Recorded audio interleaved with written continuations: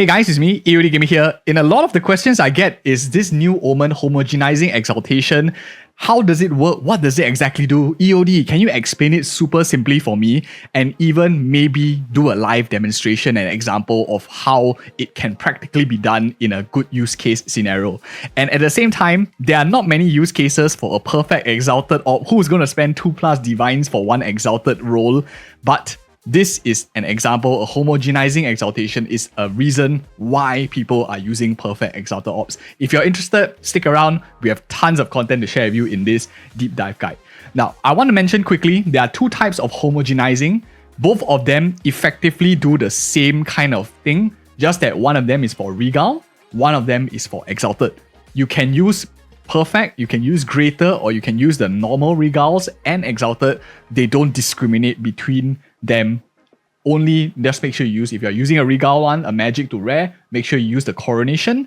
If you're using on a rare item, you're exalting it, make sure you use the exaltation one. So that's how they differentiate each other. So that aside, and so now we practically talk about this. In this demonstration, I'm going to be showing you firsthand the homogenizing exaltation Omen, which I think is going to be the one that more people will use. So what exactly this is? So when you activate this Omen and your next exalt that you slam into something will give you a modifier of the same type. Yeah, EOD, that doesn't explain anything. So it's a lot better, especially if we give you an example and an analogy. So the simplest one that I always like to demonstrate is if you have a ring like this. We also have guides on Hinokora's Lock on the channel if you want to know like more of the mechanics of the new stuff. Basically, a mana ring is very easy to explain because most of the time, mana has like a mana tag. Don't worry if you can't remember back of your hand because you don't do like thousands of crafts every single league. We teach you guys on the channel tons of more content. So you can see the first line, maximum mana, has a mana tag. You have cold damage, which has a cold tag, elemental tag, damage tag. Maximum mana is a mana tag. You have cast speed, which is a speed tag as well. And all of the different ones, mana, tons of mana here and there. So same type, if let's say I was missing like mana regen and like there was only mana on this ring, because there's only one tag, the next line will appear as mana. So then the question is, EOD is so confusing. I have no idea what tag that is, what all these nonsense are. Can you give me an example of actually doing something? I have here a Quiver. I chose Quiver because most of people are going to be crafting a Quiver since like 90% or like, I don't know, exaggerating, but a lot of people are playing LA the Ice. So I'm going to give you a practical scenario of how it works. If you're interested in more in-depth guides of like crafting the different kind of profit crafts, you can check the channel out for more details. This is just specifically on the use case of the Omen of homogenizing exaltation. So a line like this, don't remember the lines yet. I'll tell you exactly what has what in a bit. Projectile speed in the top, damage with both skills in the top, and pierce projectile skills. So a 4-line item which has already been fractured, but the fracturing don't matter at all as long as you have like one slot able to be opened up. So if you don't have it, like you can annul a slot or something like that. Now, if we use the homogenizing exaltation, let's talk about the options that we have available. If you don't know the text, you can't memorize it, a very quick way, a resource that you can go is just go Google, just type like PoE2 crafting and search the site that you prefer. For me, I just generally like to use Craft of Exile 2. I just use this for all my crafts. So shout out to them as well for making this collation. They probably data mine this stuff, so huge shout out to them as well. For the Quiver, prefix and suffix. So if you notice here, under every line, there is like these colored tags over here. These are what they mean by types. Of course, it's not as simple as that. There's a lot of complexity involved in crafting, and I'll show you a little bit of how you can make this into a very powerful tool of how people are printing a lot of items as well that we talk about on the channel in another video, the full crafting, combining everything else too, which is much more in-depth than just the Omen of homogenizing exaltation. So in the prefix, we have two. We have bow skills and projectile speed.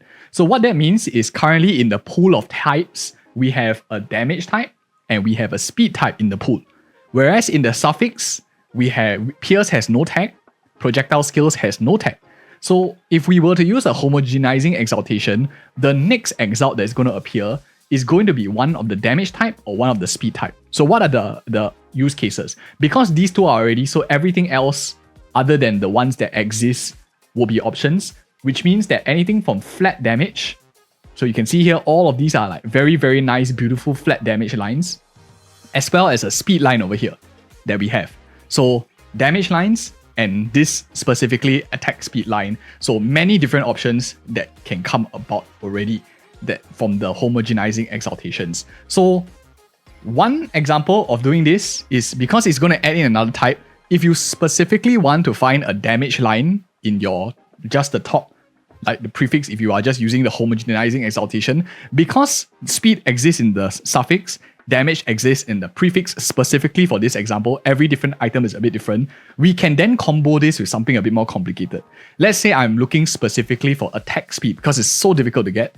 I can use something like this, dextro exaltation, to force in the suffix. So I can use both of them together, and the next line will appear as a very beautiful attack speed roll in the suffix as well. So a very nice combination that you can do. If you don't want to find attack speed, maybe your character doesn't have attack speed for some reason, then perhaps you want to go for the prefix as well. So you can get a nice flat line. If you want both, like you want both the flat damage line, which probably you might, as well at the same time, you want that juicy attack speed line as well. So you want both of them.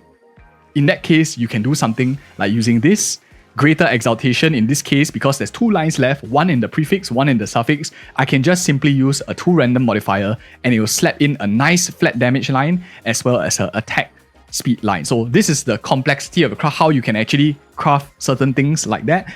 And at this point, of course, the choice is, do you use a normal exalted or a more significant exalted? And why do I have here a perfect exalted orb? So what are the differences? And now the fundamental thing of why the choice matters a lot. Don't just slam a random exalted. You're already spending a lot of money on the crafts and the base itself. You don't want to ruin it.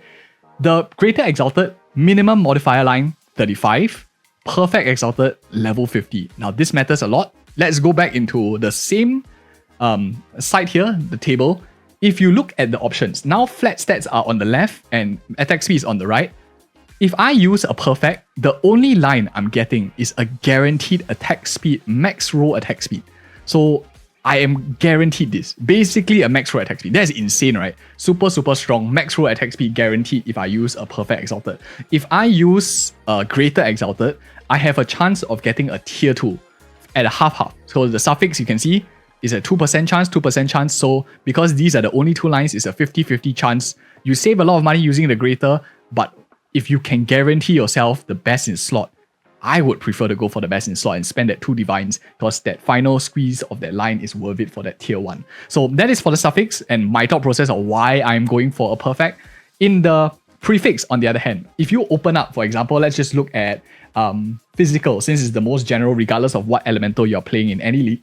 If you go for a perfect, you are getting tier 3, tier 2, and tier 1. If you are going for a greater, you're getting anywhere from tier 5 all the way up.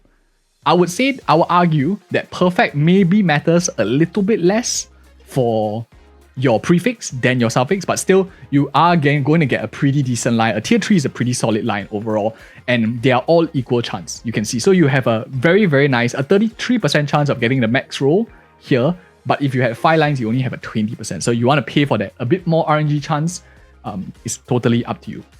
Which is why we are going for a perfect exalted, because I really want to lock in this guarantee attack speed line. You are paying a bit of a premium just to lock in the attack speed line. Of course, there are many ways to do crafting. There are many different philosophies as well.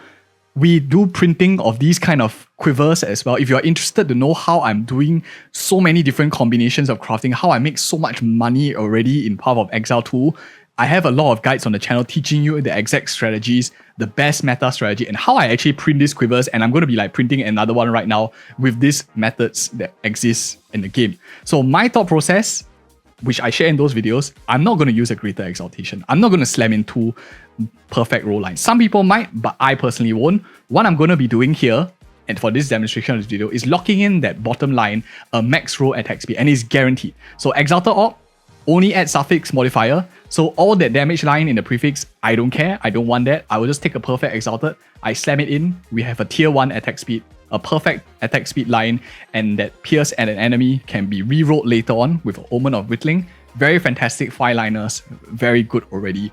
4-line perfect in my opinion. Maybe the damage bow skills is like tier 2 could have been higher, but hey, 49% is not too bad. And at this point, if you're interested in knowing how I get, this is like my second or multiple ones already. If you want to know how to get these god tier ones yourself in the deterministic crafting combination and making yourself a mirror and more, do check out the channel. We have tons of other content, especially this video. Click on it in the end screen right here. I'll see you guys in the next video.